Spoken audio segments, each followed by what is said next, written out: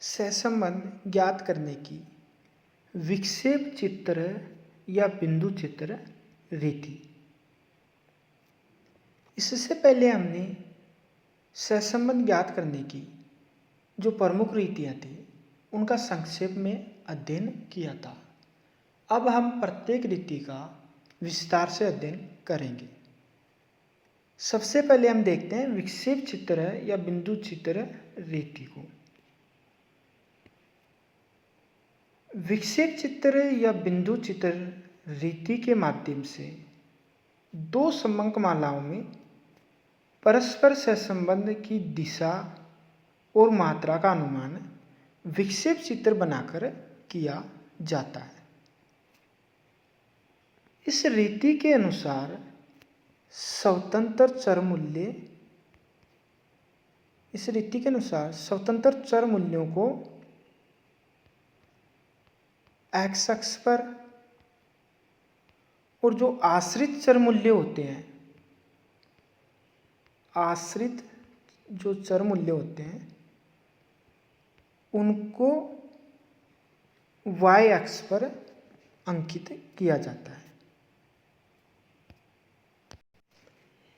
एक पद के एक्स श्रेणी और वाई श्रेणी के दो मूल्यों के लिए एक बिंदु अंकित किया जाता है। इस प्रकार से जितने पद युग्म होते हैं उतने ही बिंदु रेखापत्र या ग्राफ पर अंकित हो जाते हैं, जो एक निश्चित प्रवृत्ति को प्रदर्शित करते हैं।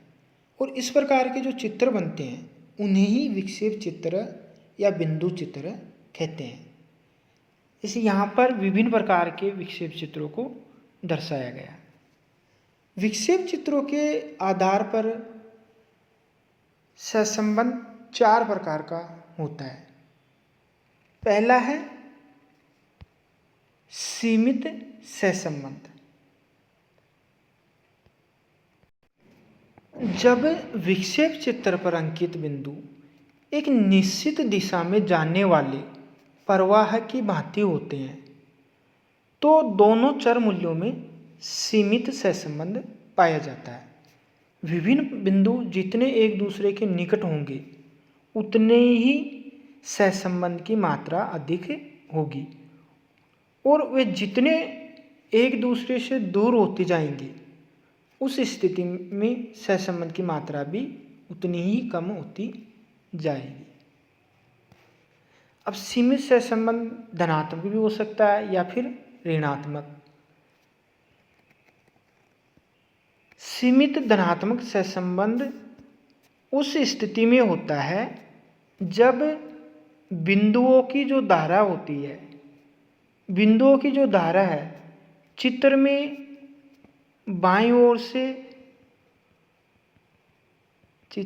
नीचे बाईं ओर से यदि दाहिनी ओर ऊपर की ओर बढ़ती है तो उसे धनात्मक सहसंबंध कहा जाता है, सीमित धनात्मक सहसंबंध कहा जाता है।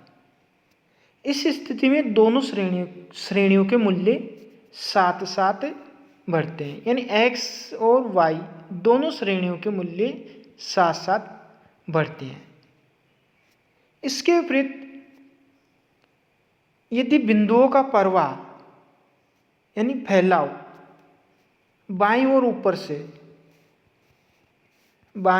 ऊपर से नीचे दाहिनी ओर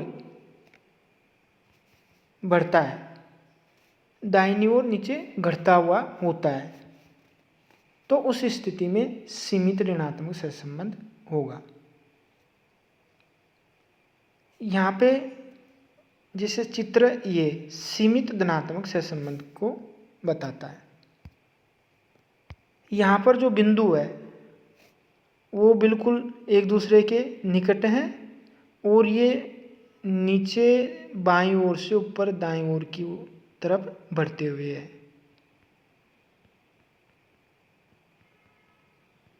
इस स्थिति में जो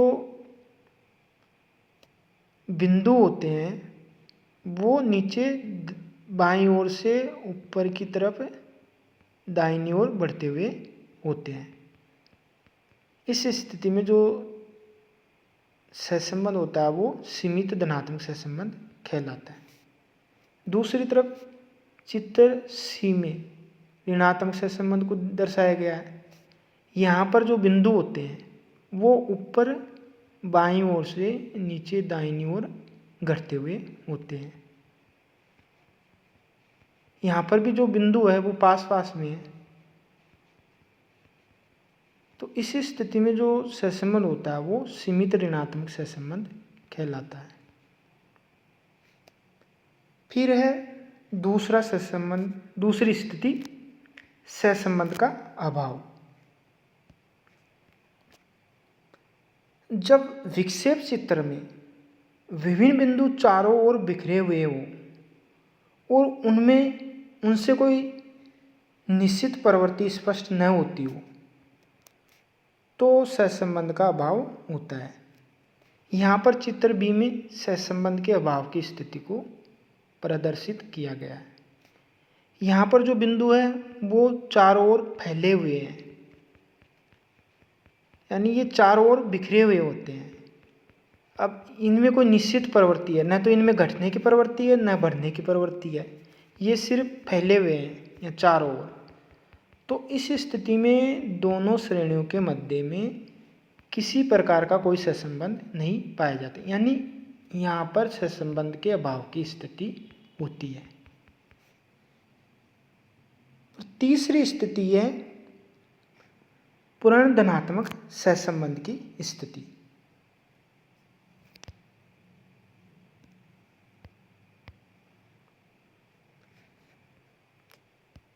पूर्ण धनात्मक सहसंबंध की स्थिति, यदि सभी बिंदु बाईं ओर के निचले कोने से दाहिनी ओर के ऊपर वाले कोने तक एक सरल व सीधी रेखा के रूप में अंकित हो तो ये परिणाम निकलता है कि दोनों समंकमालाओं में पूर्ण धनात्मक सहसंबंध है। यानी यहाँ पे जो निचले वाला कोना है बाईं तरफ से, यहाँ से निचले कोने से ऊपर दाहिनी ओर का जो कोना है यहाँ तक, यदि जो बिंदु है बिल्कुल एक सीधी रेखा के रूप में हो, बिल्कुल एक सीधी रेखा के रूप में हो, तो इस स्थिति में जो सहसंबंध होगा वो पूर्ण धनात्मक सहसंबंध होगा। यहाँ पर r का मान +1 होता है। पूर्ण धनात्मक सहसंबंध की स्थिति में सहसंबंध का मान +1 होता है। और इस स्थिति में विक्षेप चित्र में जो बिंदु होते हैं वो एक सरल रेखा के रूप में पाए जाते हैं, यानी एक सरल व सीधी रेखा पर अंकित होते हैं। फिर है पूर्ण ऋणात्मक सहसंबंध की स्थिति। जब सभी बिंदु ऊपर से नीचे की ओर एक सीधी रेखा पर होते हैं तो उस स्थिति में दोनों चर मूल्यों में पूर्ण ऋणात्मक सहसंबंध पाया जाता है। यहाँ पर ऊपर बाईं ओर से नीचे दाईं ओर जो घटती हुई रेखा है उस पर सारे बिंदु स्थित होते हैं, यानी सारे बिंदु एक सीधी व सरल रेखा के रूप में होते हैं और ये रेखा ऊपर बाईं ओर से नीचे दाईं ओर घटती हुई होती है। अतः ऐसी स्थिति में दोनों चर मूल्यों के बीच में पूर्ण ऋणात्मक सहसंबंध की स्थिति होगी। इस प्रकार से विभिन्न विक्षेप चित्रों के आधार पर सीमित धनात्मक सहसंबंध हो सकता है, यानी इस स्थिति में जो बिंदु होते हैं, ग्राफ पर जो बिंदु होते हैं अंकित होते हैं, वो बिंदु पास पास में होते हैं, बिल्कुल एक दूसरे के निकट होते हैं, लेकिन ये बिंदु नीचे बाईं ओर से ऊपर दाईं ओर बढ़ते हुए रूप में होते हैं। अतः ऐसी स्थिति में दोनों चरों के बीच में सीमित धनात्मक सहसंबंध होता है। सीमित ऋणात्मक सहसंबंध बिल्कुल इसके उल्टी स्थिति होती है। इसमें ऊपर से नीचे की ओर बिंदु अंकित होते हैं। ये बिंदु यहाँ पर भी बिल्कुल पास पास में होते हैं और सहसंबंध के अभाव की स्थिति में सारे बिंदु बिखरे हुए रूप में होते हैं। यहाँ पर बिंदुओं में कोई एक निश्चित प्रवृत्ति नहीं होती है, न तो बढ़ने की होती है न घटने की, ये चारों ओर बिखरे हुए रूप में होते हैं। अतः ऐसी स्थिति में सहसंबंध का अभाव पाया जाता है। फिर पूर्ण धनात्मक सहसंबंध की स्थिति में, पूर्ण धनात्मक सहसंबंध की स्थिति में जो बिंदु होते हैं वो एक सीधी रेखा के रूप में होते हैं, सीधी रेखा पर स्थित होते हैं और ये जो सीधी रेखा होती है वो नीचे से ऊपर की ओर बढ़ती हुई होती है। तो इस स्थिति में पूर्ण धनात्मक सहसंबंध होता है। इसके फिर पूर्ण ऋणात्मक सहसंबंध की स्थिति में बिंदु एक सीधी रेखा पर स्थित होते हैं, लेकिन ये जो रेखा होती है वो ऊपर बाईं ओर से नीचे दाहिनी ओर घटती हुई होती है। इस प्रकार से हमने विक्षेप चित्रों के माध्यम से सहसंबंध ज्ञात करने की रीति को जानना है। आगे हम बिंदु रेखीय रीति का अध्ययन करेंगे।